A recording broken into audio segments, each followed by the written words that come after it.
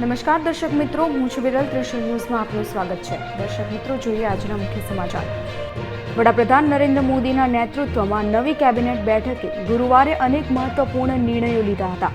નવા મુખ્યમંત્રીની બુધવારે રચના થયા પછી ગુરુવારે કેબિનેટની પહેલી બેઠક મળી હતી, જેમાં કૃષિ અને હેલ્થ સેક્ટર સંબંધિત નિર્ણયો લેવાયા હતા. દેશમાં નવા કૃષિ કાયદાના વિરોધમાં ખેડૂતો 8 મહિના કરતાં પણ વધુ સમયથી આંદોલન કરી રહ્યા છે. ત્યારે ખેડૂતોને ખુશ કરવા કેન્દ્ર સરકાર એપીએમસી મારફત ₹1 લાખ કરોડ ખેડૂતો સુધી પહોંચાડશે.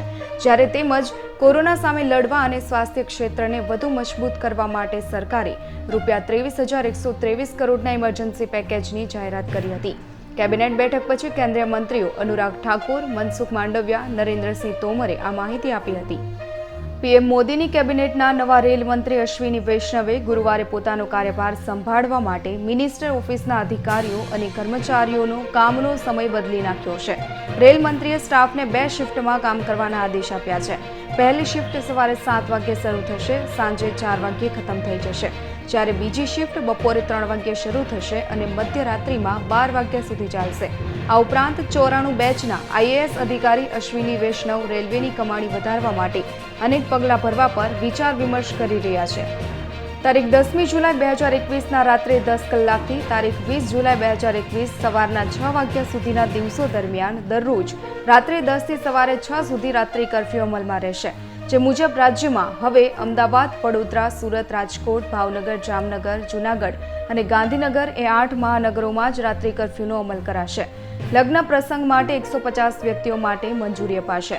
શાળા, કોલેજો, અન્ય સંસ્થાઓની પ્રવેશ પરીક્ષાઓ તેમજ સ્પર્ધાત્મક ભરતી પરીક્ષાઓ કોરોના ગાઈડલાઈનના પાલન સાથે નિયત એસઓપી સાથે યોજી શકાશે. ધોરણ 9થી પોસ્ટ ગ્રેજ્યુએટ સુધીના તેમજ તમામ પ્રકારની સ્પર્ધાત્મક ભરતી પરીક્ષાઓ માટે કોચિંગ, ટ્યુશન ક્લાસીસ સ્થળની ક્ષમતાના 50% વિદ્યાર્થીઓ સાથે બેચ વાઇઝ અને કોરોના એસઓપીના પાલન સાથે શરૂ કરી શકાશે. ગુજરાત યુથ કોંગ્રેસની બેઠકમાં સવાણીએ કરી બબાલ. ગુજરાત યુથ કોંગ્રેસની બેઠકમાં થયેલા હોબાળાનો મુદ્દો દિલ્હી સુધી પહોંચ્યો હતો. યુથ કોંગ્રેસ ઉપપ્રમુખ નિખિલ સવાણીને સસ્પેન્ડ કરાયા છે. યુથ કોંગ્રેસ સેક્રેટરી હેમંત ઓગલેને પણ સસ્પેન્ડ કર્યા છે. ઉત્તર પ્રદેશના 5થી વધુ રાજ્યોની ચૂંટણી ગાજી રહી છે. ત્યારે વડાપ્રધાન નરેન્દ્ર મોદીએ પોતાના બીજા કાર્યકાળમાં મંત્રીમંડળનો ગંજીપો બરાબર ચીપ્યો છે. એટલા માટે તો મોટાભાગના અખબારોએ મેગા મંત્રીમંડળનું નામ આપ્યું છે.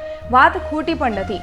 દરેક દ્રષ્ટિકોણ સાથે આનું પૃથક્કરણ કરીએ તો ચૂંટણી સહિત તમામ પાસાઓ લક્ષ્યમાં રખાયા છે. 15 જેટલા પ્રધાનોને દૂર કરાયાની વાત પણ નોંધનીય છે. ખાસ કરીને કાયદા મંત્રી રવિશંકર પ્રસાદ અને શિક્ષણનો હવાલો સંભાળતા કેબિનેટના પ્રવક્તા સમાન પ્રકાશ જાવડેકરની વિદાય એક નહીં અનેક રહસ્ય છોડી ગઈ છે. જો વિડીયો ગમ્યો હોય તો વિડીયો લાઇક કરવાનું ભૂલાય નહીં અને તમારા મિત્રોને પણ શેર કરજો. અને હા, તમારો અભિપ્રાય પણ અમને કોમેન્ટ બોક્સમાં જણાવજો કે અમારો પ્રયાસ તમને કેવો લાગ્યો. દરરોજના મુખ્ય સમાચાર મેળવવા માટે અમારી ચેનલ ત્રિશુલ ન્યૂઝ સબસ્ક્રાઇબ કરવાનું ભૂલાય નહીં. અને જો આ વિડીયો તમે ફેસબુકમાં જોઈ રહ્યા છો તો વિડીયો લાઇક કરી દેજો. અને હા, સાથે સાથે અમારા ત્રિશુલ ન્યૂઝ પેજને પણ લાઇક કરી દેજો. ધન્યવાદ.